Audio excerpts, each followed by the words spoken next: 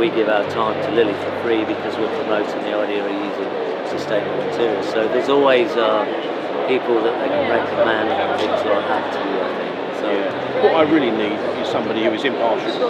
Architecture and the reputation of architects struggles quite a lot during the 1960s and the 1970s. I think architects maybe did a few things that they might have regretted. And I think one tragic thing about a short-term way of looking at architecture is that some living architects are seeing their buildings be demolished now as we speak, albeit some of those guys might be in their 60s and 70s. But I think to be a living architect and see your building be demolished must be one of the most awful things to watch when you've put blood, sweat and tears into them. Fortunately, that's happening an awful lot with buildings that were built in the 60s. There's an architect called Owen Luder, who used to be president of the RIBA, and a very, very good architect in fairness to him. He's just had a number of his buildings knocked down, like gated multi-storey car park and quite iconic structures. So I think there's big questions being asked in this current day and age about how we build and how well we build and how long we're building for. And I think one thing that's great about restoration, it was interesting when I was asked to make the series actually, we came up with the idea of how we could do a new property series, if you like. We've got Grand Designs doing predominantly new build. I mean, I know they touch on refurbishment and little bits of restoration as well. And then you've got Kirsty and Phil being estate agents. You've got all the Sarah Beanie doing property development. She hasn't worked for a while. No money can be made. And I said, well, why don't we do something about old buildings? And everyone kind of looked at me and they said, well, you're a kind of young architect doing modern structures all over Britain, and you're not doing many listed builds. Where the hell does that come from? And I was like, that's ridiculous. I love old buildings. Old buildings have got great stories. They've got fantastic character. They're built for a particular age, but surely we can reinvent them in a new and an exciting way.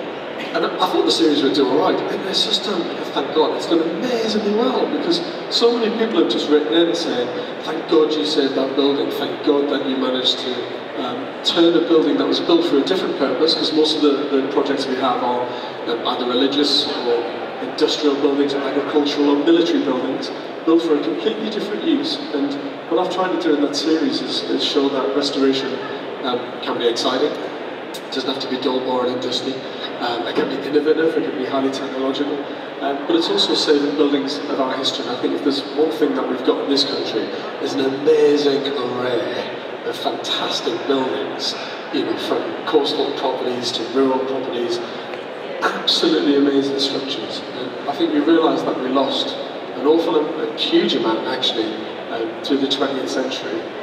And I'm not against new build, I'm not against new build houses. I think we've got to do both. But I think it seems a real shame to me that we've got beautiful old buildings, many of them sitting there abandoned and derelict and empty. And we've got one particular project that this one's going to talk about, which was intended as a house, built in 16-something, very early 17th century manor house, and very, very sensitively being restored. I'd like to step up to the plate, sir. Thank you.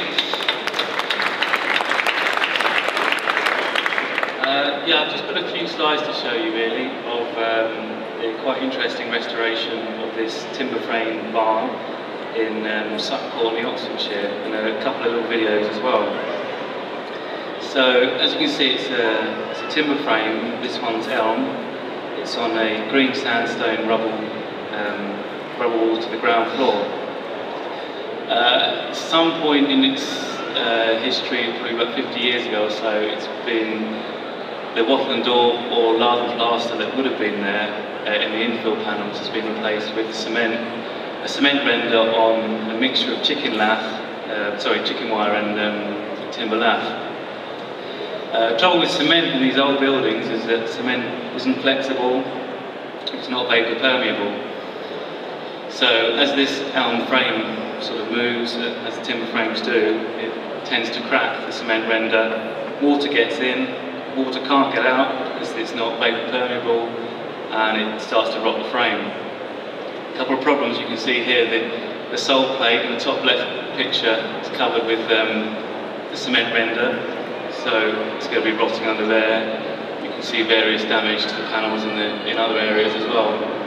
And I would hazard a guess that this had more damage done to it in the 50 years with cement on it than it had done in the previous 450 years with lime on it. So stage one, remove all the panels. There was literally no original panelling left in there, so all the cement came out. Stage two, repair the frame. It was an elm frame. Couldn't get any elm big enough from this country to repair it, so it was repaired in oak. That's a plan view looking at part of the sole plate where they spliced in a new section of sole plate. And it was a specialist timber framers who came in to do this. They literally only replaced what they had to. It's gorgeous, isn't it? We're replacing the infill panels with Hempcrete. So I don't know if any of you will know about, but it's a mixture of hemp and lime. So it's the hemp stems, which is waste from the textile industry, chopped up and mixed with a lime binder to make a sort of eco-concrete, if you like, although it's non-structural. So what we had to do first, put in a little softwood timber frame which will sit inside the panels as a key for the Hempcrete. Next we shuttered the whole of the outside of one wall at a time with just chipboard flooring that we reuse quite a lot for shuttering. And that's it viewed from the inside. So then we take shuttering up in layers. So we'll put a board across here first, we'll mix up our hemp and lime, and we'll pour it in and tamp it down, take the board up, 20 minutes later, pour it in, tamp it down, take it up till we got to the top, and at the top we'll just stuff it in at the top layer. It's not liquid, it's a bit like a paper mache, so you don't have to be too careful with gaps, etc. I think, we mixed it all in these two normal cement mixers. You can see these are bales of hemp. There's a bucket Hempcrete in the corner there. We couldn't use too big a volume at any one time because it was so fiddly, which is why we only just bought two little mixers to mix it in. Normally on a great big build we'd be using great big pan mixers and tractors, etc. So it's exactly the same as when I talked about Owen Luder and his concrete buildings, and they did shuttering concrete, so they build a big shuttering out of whatever, chipboard or ply, and they'd literally just pour concrete in, whack it down, wait till it cured and do the next section. So it's a full-on ecological, sustainable version of that. Exactly, yeah. And there's a video of it here, and throwing it in. It's throwing it in. Look at that. I mean, that's nothing delicate about that, is there? You don't really think about restoration being really gentle art, and you're just going like that, chucking it. But the beauty with this build is you're not having to cut anything to all the different shapes of the panels. It's literally forming the shape there. That's Dan. He's having a great time. Where do you get all the hemp from? I know you said it comes from. Where do you actually source this hemp's from Nick Bose, farmer in Hull, who grows lots of hemp in Hull. There's other places in the UK you can get it. They grow it in Norfolk, Chesham, near Hemel Hempstead, which is where they used to historically grow hemp. And you just call up and say, "Can I have some hemp, please?" And it just gets delivered. Send me some hemp, and he delivers me the hemp. Yeah. I mean, the only other thing they use it for is horse bedding. Yeah. So other than this, it's a waste material of the textile industry, just like straw for horse bedding. So yeah, then we take the shuttering off. This is with the binder we're using. This is like 20 minutes after we've done it, we take the shuttering off. We tried a lot of different binders, different types of lime binder, sort of 6 months previous to doing it to see which one worked best. And the one we came up with is called Prompt. It's a French lime, and it sets very, very quickly. So there's very little shrinkage. With other limes that took longer to set, you'd get shrinkage away from the timber, and you'd have an air gap all the way around. But this stuff, we have to put a citric acid stabiliser in to stop it. It's going off too quickly, because if you don't put that in, it'll go up for 5 minutes. Has it got any thermal qualities as well? Oh, Hempcrete's very insulative, It's really insulative, yeah. So 200 mil of it will pass building regs. Here, some of the timbers were only 100 mil. So we set the shuttering out further, as you can see here, so to get a bigger thickness.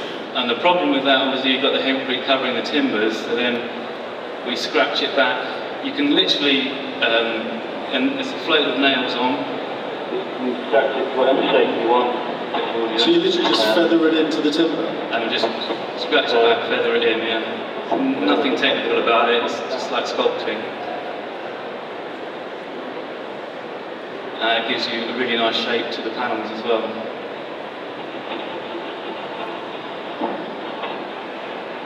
How durable is it? How long will that last as a material, do you think? Well, it was in France in the 50s when they started using it for this exact purpose. There's a lot of hemp in France, they still use a lot of lime. So I guess they were coming up with some way of filling their infill panels with something other than wattle and daub. And that's how it all started. And 60 years on, it's still fine?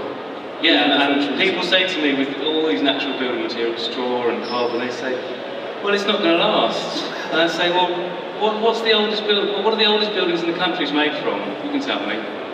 Timber. Cob, straw. which is clay, yeah. Straw, sand, mud. And they're the oldest buildings in the country, thatched roofs. So why would this not last any longer? Obviously with a lime render on the outside, and you maintain it, there's no reason it wouldn't last as long as all these other things. So there's the gable section, all scratched back, and the front side. It's just showing you can make any shape with it. So, I mean, imagine trying to cut some sort of insulation panel to those sort of shapes and getting it airtight. I just can't think of another thing that would have done it. And then we've got the base coat lime render going on over there, and this is with the top coat. And then the finish on that is a lime wash finish. And there you can see the finished panels. And then after that we had the stonework to repair, which you see there. And this was a classic, let's just repoint the wall, and then it all starts falling down as soon as you start taking the old pointing out. So you can see, you start uncovering where old windows used to be. So in terms of the Hempcrete, so it's an infill system, yeah. And it's then has it got a lime-based paint on the outside, a weatherproof paint on the outside of the Hempcrete straight on that face, or is it rendered? There's a lime render. There's a lime render, yeah, and it bonds straight on, absolutely straight onto the face of the Hempcrete. That lime render there is there's a base coat gone straight onto the render, straight onto the Hempcrete. I mean, Hempcrete is really nice to render onto, to plaster onto. It's a really nice background. See, the thing that people always, with lime, you've always got to be wetting it, keeping it wet whilst it's drying. Yeah. But with Hempcrete, the hemp in there, when you wet it down once, the hemp absorbs the water, and so when you plaster onto it, it's really nice to plaster onto, and you don't have to keep wetting it, because the hemp is going to slowly let that moisture out to the render, and you don't have to keep coming back and wetting it and wetting it and wetting it, which is a real pain in most refurbishments. If you're going onto a really dry stone wall with a lime render, you've got to keep coming back and wetting it and wetting it and wetting it. It's not the same with this. So sorry, I'm getting really into this now. So this has got a lime render on the outside, the hemp in between, and then has it got a lime plaster on the inside face. Inside face, outside face is lime, plaster and render, the Hempcrete in between. And it's the same, and you can use the same lime throughout, just with different aggregates. So the hemp's a different aggregate than a sharp sand for the external aggregate, and a fine sand for the internal aggregate. So it's almost homogeneous, you know. So it's a fully breathable, fully waterproof, easy to install system. That lasts God knows how many hundreds of years, and it's fully ecological. And no trendy gadgets, no trendy insulation, no ventilation gaps. That's it. And it took us 5 people, 11 days to put all that Hempcrete in. So I think that's. And it looks great. Yeah, and you're locking carbon up in the building there. So you know all these carbon factories, they're trying to suck carbon out of the air and hold them into the ground, and it's like, well, why not just build houses out of hemp and straw, and it's this carbon store as well, so you're carbon negative. I think there's 15 cubic metres of Hempcrete in there, which is about almost hang on. It's 110 kilograms of carbon per cubic metre, so work that out. 2,000 kilograms of carbon saved there, or something like that. Can you eat it as well? Is it like shredded wheat? You can tell me else. You can't eat it. People spread it on their face though, don't they? Hemp products. You can make moisturiser and all sorts of products as well. Chisel it off. Yeah. I'll just finish this. this up. Sorry, I keep interrupting all the time. So yeah, so this was repairing the stonework. You tend to find all the old windows and stuff like that as you're going. So again, a lime mortar went in here with the most local sound we could find, which was a really good mix to what came out. Really good match, except what came out had bigger bits of flint in, so we kept them back and put them back in with the new mix to match it even better. Once the stonework's been repaired. Inside, there was a lot of work downstairs to repair the inside stone walls, the plastering. Our approach here was to keep as much, there was all different types on the wall. There was gypsum, cement, plaster. Our approach was to take off anything that was damaging, any cement that was likely to be damaging the wall, but leave everything else that was stable or would stay there. And then we repaired where the bricks were missing and some of the bigger holes with a lime mortar.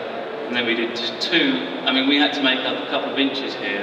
It was that thick on the inside. So we used a lime plaster that we mixed up ourselves with hemp fibre, like you use horsehair. You can also buy the fine hemp. So when they make the hempcrete, they blow out all the dust. And from that you get the fine fibres, which you can put in your plaster. It means instead of only being able to do 10 mil at a time, we can do 25 mil in one go. So we did 2 coats of that, which took us to there. And then we did a shelter coat of lime putty plaster. So it comes ready mixed in a bucket. We watered it down and painted on a coat to stabilise it. And then we painted on thicker and thicker and thicker coats, 4 coats. And we finished with a sponge float, which means we get a flat, smooth surface, but we don't get crisp, harsh lines. It still looks like an old stone wall that's been rendered. And this is a plaster extraordinaire, Rebecca. And that's the finished window reveal there. So you can see it's smooth and it's flat, but it's not sharp and crisp. And that's the finish. This was a workshop previously. All the timber panelling has been restored. Original floors, all the beams have been sanded and just sanded actually, just white brushed. The staircase was all restored. The staircase in fact is out of the manor house where this is. It predates the building. These are just a few before and after pictures of the upstairs for you. Again, internal walls we use Hempcrete as well, just to keep the same look throughout. Glass balustrades, because the old ones there, they're not historical, they're 10 years old or something, weren't really doing the job, and they were quite keen to use glass, just to not introduce any more wood, different types of timber to the building, just use glass as if it's not even there. It looks really cosy on that picture. It's like you've just stuffed pillows in between the timber frame. It's not like squidgy, it's brilliant. It's ridiculously warm in there once you get the heaters in there, and it stays warm. Yeah. Fantastic. Before and after of the upstairs. Again, a glass balustrade. Quite interesting. The staircase. The newel post, the staircase, 4 of them, we used beams from the building that were taken out because they were too rotten. Because there was no staircase there.